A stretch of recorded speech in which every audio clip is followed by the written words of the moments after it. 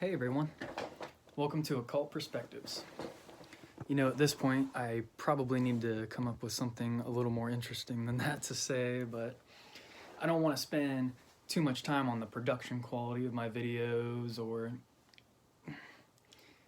making my channel too huge or anything. It's more just the information itself, and it's not so much about me, it's about trying to get this knowledge out. I'm sorry I've been away for about a week or so now. I just quit cigarettes, so it's been a really rough, emotional week. I've been working through a lot of darkness, just shadow stuff. Ego sometimes doesn't want to let go of things, you know, all that good jazz. So the topic of today that I've been working on, getting together information, is on starseeds, which is really cool and exciting stuff.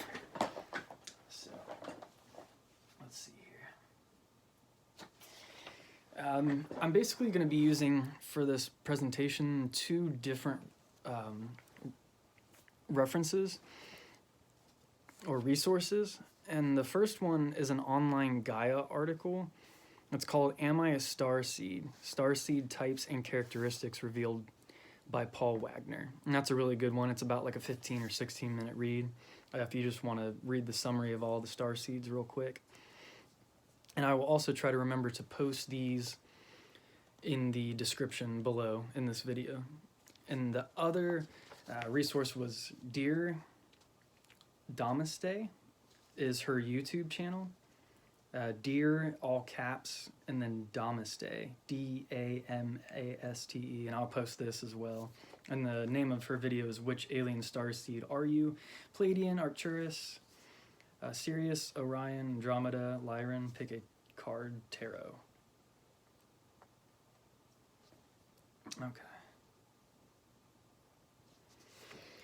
So yeah, I'll put those in the description. And her YouTube channel is interesting. She does like a lot of tarot card reads about like relationships and like romance stuff. It's a lot of like weird stuff, but then I found this really good, the Starseed video, and she said she's going to be posting more of those, so I'm looking forward to that. I went ahead and subscribed to her. If you like what you see on this channel, what you hear on this channel, please subscribe to this channel, and also select the little bell notification. That way, if you want to see when I put up like a new video or whatever, you'll get notified of that right away. So let's go forward with this. I think it'll be easier if I kind of pull this computer down here for a minute. All right.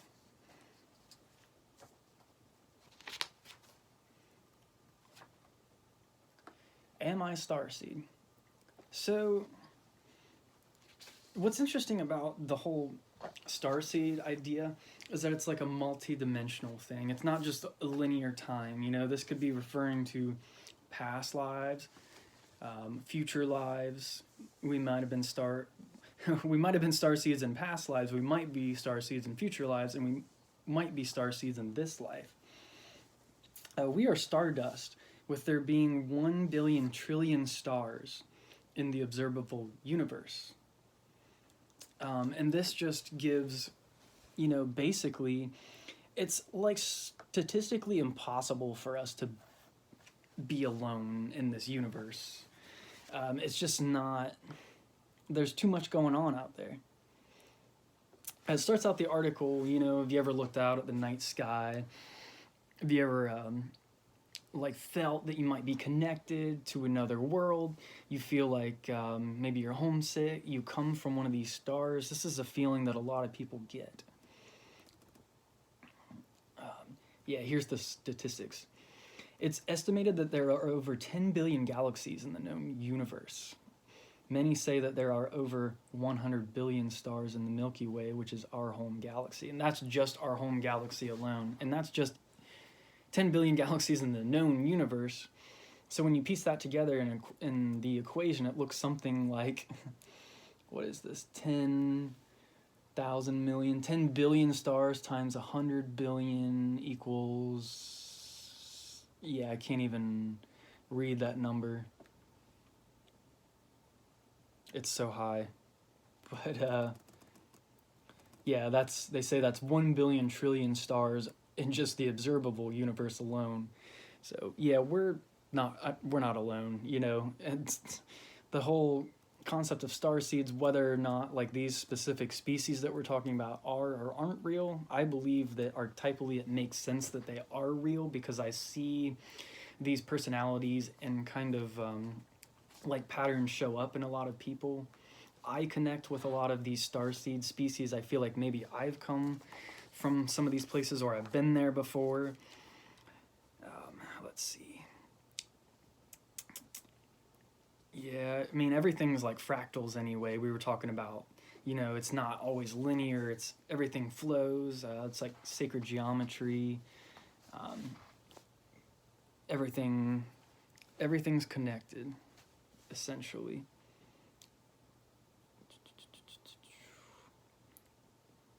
Yeah, this is interesting. It says, consider the possibility that time does not exist and that all matter changes or expands in each moment. Could it be that the number of stars, galaxies, planets, and realms is dynamic and therefore incalculable? So it's like ever-changing is kind of what they're saying there.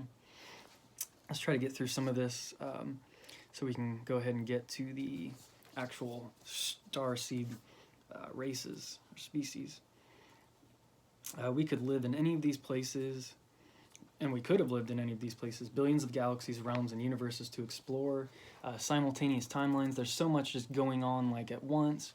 Earth's karmic cycles of rebirth. Our planet's continual expansion. It's all just so big, you know. There's just so much going on.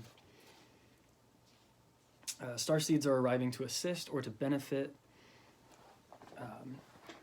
And sometimes they don't just manifest or incarnate in a life simply to benefit the Earth, but sometimes it's to benefit themselves, which in turn, by benefiting, you know, by working on themselves and self-improvement, they do end up helping out this world in that way. But a lot of them come here to learn lessons, you know, like, do they need to learn love? Do they need to learn independence?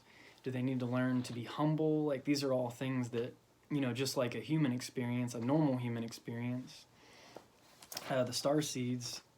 And that's another misconception. Like, just because you're a starseed doesn't mean that you're really like better or anything. It's like the Earth's normal humans, I'll call them muggles, you know, if you're a Harry Potter fan, is just as important as somebody that's a starseed. It's all interconnected. It's all one dynamic moving thing. There's a little paragraph here that channelers use the Akashic record, which is basically the book where everything's recorded, and like people can access through this through meditation, if given the right circumstances. Probably the same book that Blavatsky, if you know Madame Blavatsky, the founder of the Theosophical Society, she had claimed that she had gotten a hold of some spiritual or divine book, and I believe that that was the Akashic record. Multiple definitions of starseeds are given in the article here. There are the actual beings themselves, like that actually live in those planets or those realms, and sometimes they do visit Earth.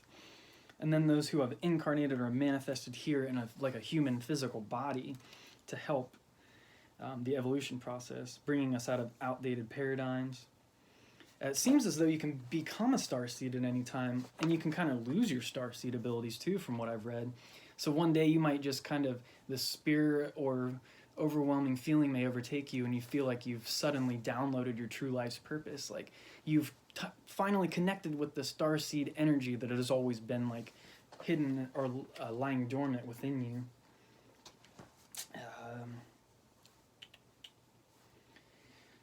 The feeling as if you came from somewhere else. We kind of already covered that. Imagine being in other worlds, etc., etc., out of place, blah, blah, blah. You've always felt different, you know.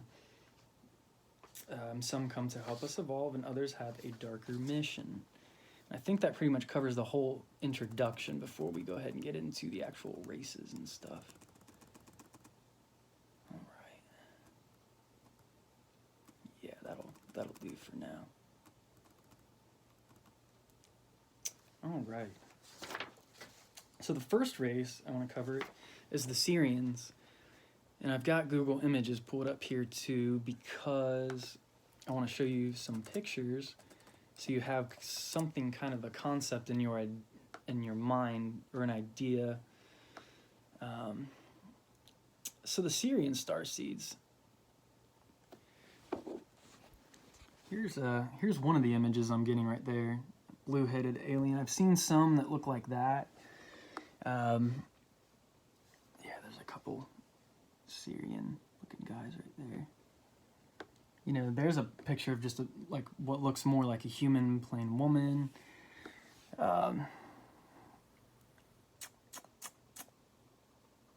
There's really not a whole lot of wow, pictures on Google Images.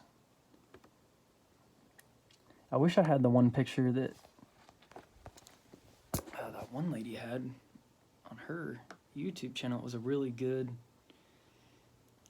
But the Sirians, they kind of look like grays a little bit, as you saw from that one picture.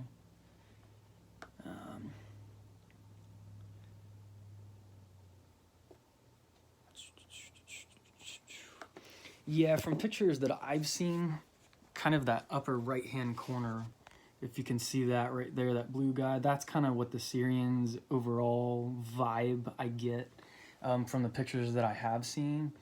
So anyway, let's go ahead and get into the Sirian characteristics. So they come from planets Sirius A and Sirius B. Sirius A is the brightest star in the Earth's sky. The original inhabitants of Sirius, come from Vega, Vega, which is in the Lyra constellation. We'll learn more about the Lyran starseeds here shortly. And this is supposed to be the home of Earth's ancestors. So this Vega place, and the Sirians basically come from the same place, essentially.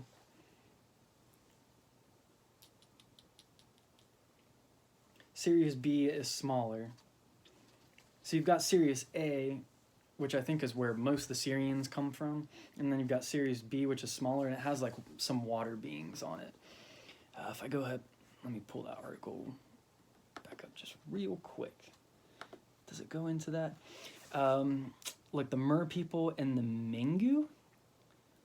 Miengu is the word they're using. I'm not too familiar with that. The Sirians initiated the awakening of humans, guide, heal, and protect humanity. They gave us the ascended masters like Jesus and Mother Mary. And by the way, I was listening to an audiobook of the Aquarian Gospels of Jesus Christ, and it goes into a little more detail about how Mother Mary was in the Essenes, the secret society, and how she, a little more of her conversation with the Archangel Gabriel before she was, birthed with Jesus Christ. And there's a whole like ritual, they say, that goes into like his birthing and the virgin birth ritual and how he was manifested and all that, but we can get into that later. The Sirian ships are diamonds or triangular. The Sirians are technological, but almost the most mystical and elemental because of the diversity within the Sirian star system. Producing a diverse range of sub-races. So basically the Sirian star system is so big that you've got like all these sub-races. And that's probably why we get so many different pictures of like what Sirians would look like. It's not just like one thing. Resonate with nature and mysticism.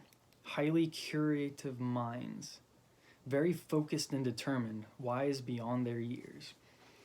Something else I want to work on in my videos that I noticed in some of my earlier videos, I need to speak louder, or maybe I just need to get a microphone. I don't like the idea of a microphone that's not a headset microphone, which I don't have.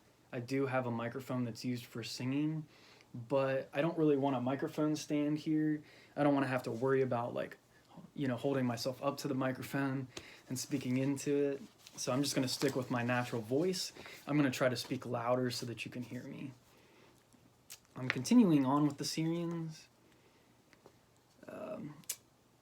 Very focused and determined, wise beyond their years. Work with technology, highly intuitive, good at problem solving, can have vivid dreams and prophecy, calm, focused energy, but can have trouble expressing feeling. They're into art and music, very literate, love fantasy and art, vivid imaginations. have a lot of courage. It says, the one lady in her YouTube videos said that if you are a Sirian, Starseed, you believe, that's kind of where you come from, that's what you resonate with. You need to work on speaking up. Work on your solar plexus chakra. You're here to create peace and prosperity on Earth. The Sirians are the philanthropists of the Starseeds. They love to give back. They want to see the liberation of Earth. A lot of ability to change darkness to light in this Starseed. Might often be surrounded by low vibration people, low vibratory people, because they sense that you are a high vibratory being, and they want to be around you because they sense that you feel good. But don't let that bring you down.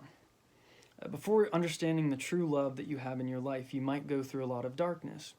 A hanging depression like it can never get brighter, but you have to instill the light within yourself. Train your mind. Use positive paradigm thinking to change the programming in your mind. Personally, I kind of resonate with the Sirians a little bit because I feel that. I feel that so much. It's like no matter how good things are, like how rearranged and like in a row you have your things, like you've got your ducks all in a row, like life's going good, but it seems like there's always this overhanging shadow. It's like you always have to stand back and you kind of look at everyone being happy and everything, but you're like, wow, even though I'm so grateful like for everything that I have in my life, why am I still sad? Why am I feeling this way? So this kind of energy or feeling of hopelessness seems to resonate with the Sirian starseeds. But you can change this. It takes a lot of work. And once you instill this light within yourself, then the other low vibrational things won't be able to bring you down. People can learn to cultivate the high vibrational self. It says Sirians, can learn to cultivate this. You were brought here to raise the vibration. Vampire energies will not be able to affect you when you're high vibration enough. People won't be able to like just feed off your energy.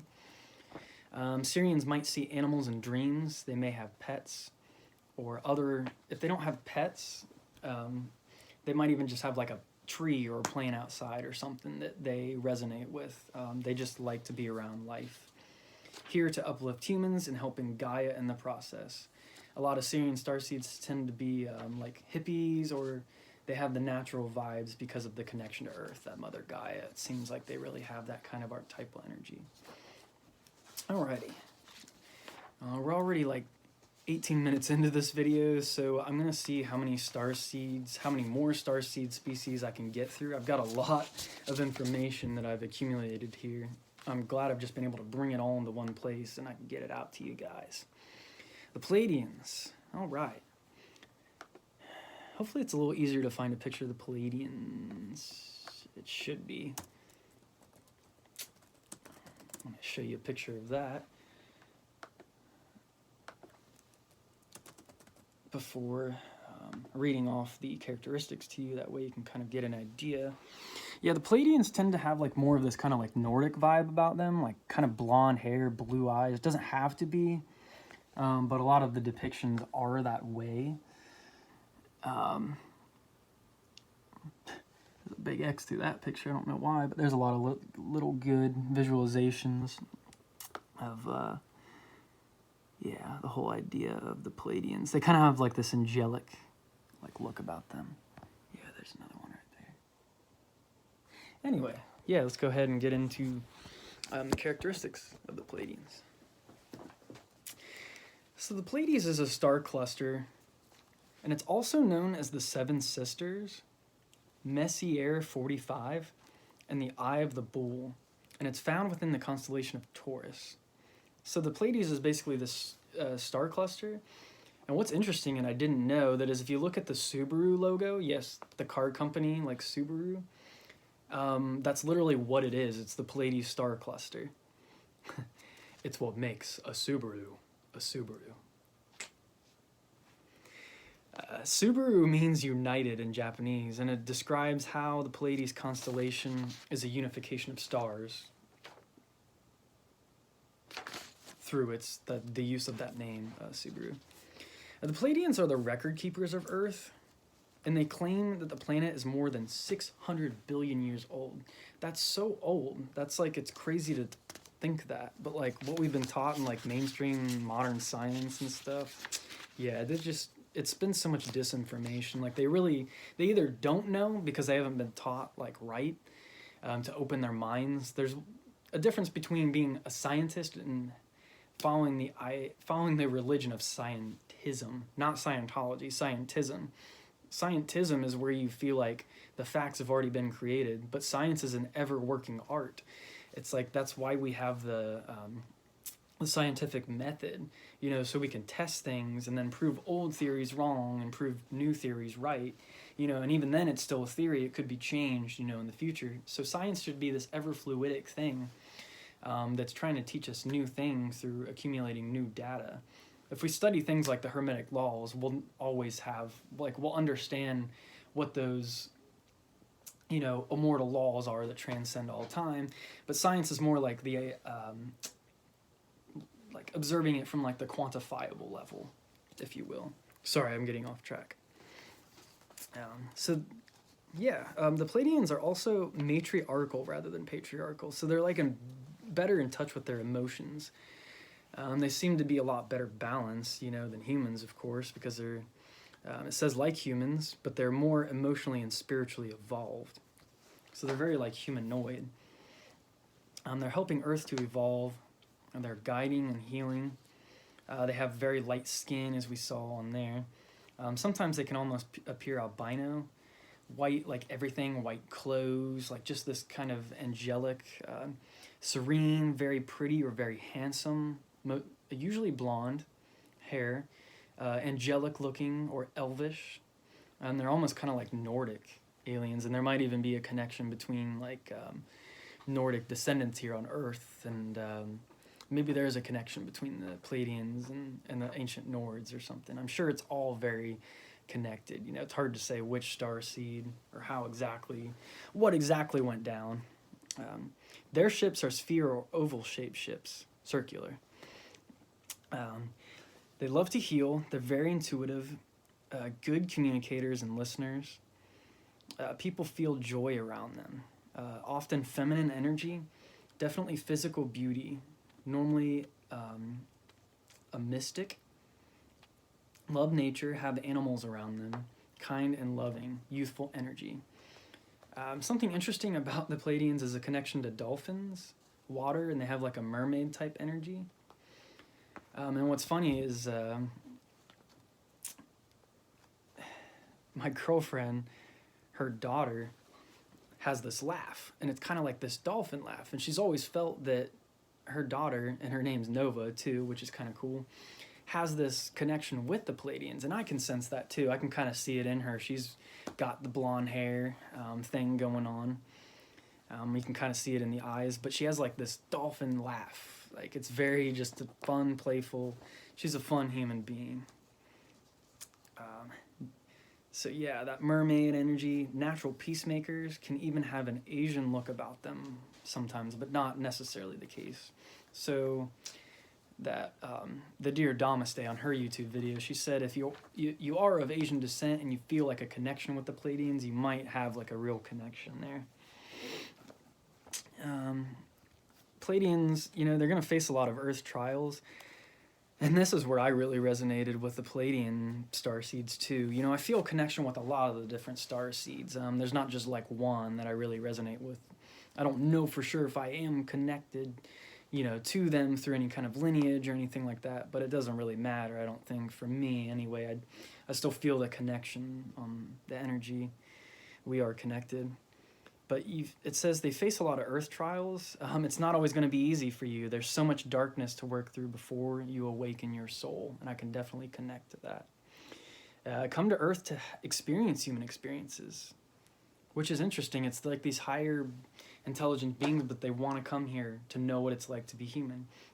They go through life in a dramatic way, lots of ups and downs. So life, like, it looks more like this, you know, rather than what we want to see in life is more of like this, you know. You don't want a flat line because that's death.